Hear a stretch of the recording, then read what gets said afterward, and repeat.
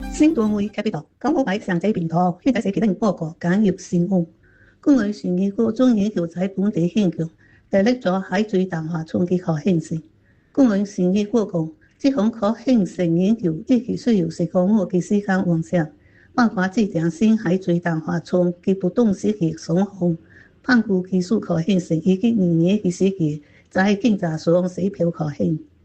我國上港澳嘅製造業上跌連續3個月取得進度，年比擴大14.3%。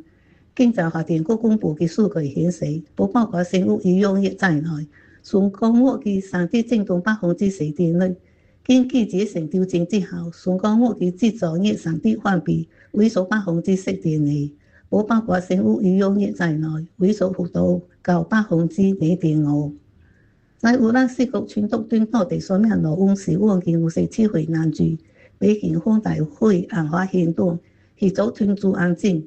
日前被控血液等雙辯論罪名嘅被告刁英仔，所望有幾名警方亞教現象，在24多小時嘅過程中，以博士回答調查員問嘅問題，協助團組安靜。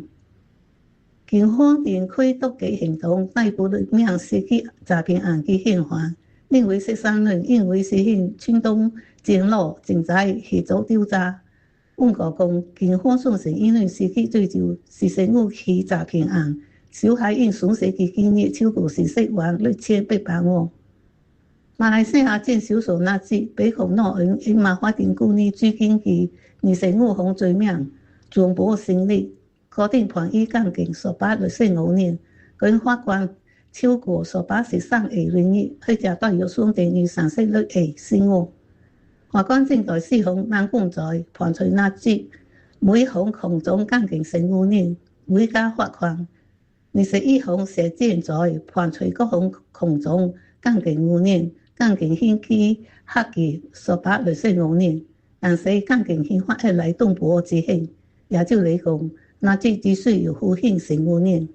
納吉嘅代表律師沙希爾查森表示，中亞正在判決提出上訴。泰國首相安努丁講，國防部長